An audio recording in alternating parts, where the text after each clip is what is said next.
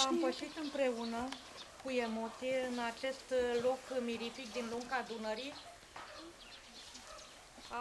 așezat în satul Gogoșari, din județul nostru, unde, iată, există casa memorială care poartă numele poetului Petre Ghelmez, cavalerului firului de iarbă, cel care a cântat în versuri deosebite Câmpia de Platină. Oamenii de aici, satul, aceste locuri frumoase care ne sunt atât de dragi. Trebuie să vă spun că drumurile mele s-au intersectat și am cunoscut cu cele ale poetului Petre Ghelmez.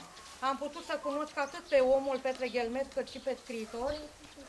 Fie că ne-am întâlnit la diferite întruniri spirituale în Giurgiu, în județ, sau chiar aici, la biblioteca care astăzi îi poartă numele.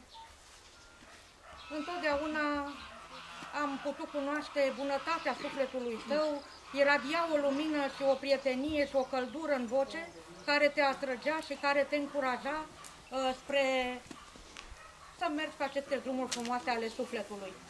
Mărturisesc că într-o carte pe care soția sa a realizat-o după ce el a murit, în ziua de astăzi, nu 9 martie, alături de alți scriitori care l-au cunoscut, am scris și eu câteva rânduri și vreau să vi le citesc, pentru că chiar exprimă atmosfera pe care am simțit-o atunci când am venit aici, în acest loc în care s-a întrupat poetul nostru.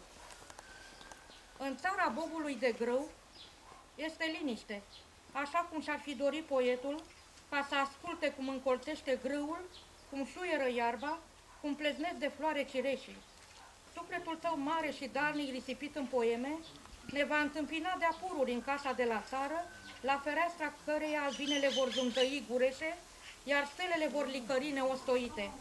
Voievodul va ieși în pridvor cu brațele întinse pentru a îmbrățișa comoara poemelor scrise sau încă nescrise de la cei care le vor rosti ca pe o rugă cerându-i binecuvântarea. În nopțile de vară, poemele vor lumina ca licuricii, iar Petre Ghelmez va păși prin iarba răcoroasă, încercând să cunoască pe fiecare în parte, după slova așternută, pe un petec de timp, ca să dăinuie peste timpul. Călătorule, când te vei simți trist, obosit, învins, necotărât, dezamăgit de marea trecere prin secvențele nu întotdeauna line ale vieții, oprește-te în țara bobului de grâu, aici, în Câmpia Dunării.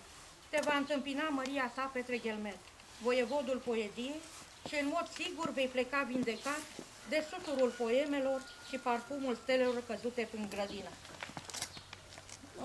Totodată am avut privilegiul să îl rog să-mi prefaceze prima mea carte. El întotdeauna a încurajat tinerii creatori și iată am aici primul volum pe care l-am scris, Scrisori provinciale, unde și-a așezat și mi-a dat girul, nu? Ca să plec spre lumea aceasta deloc ușoară a creației, și avem semnătura domniei sale pe cuvântul înainte al cărții.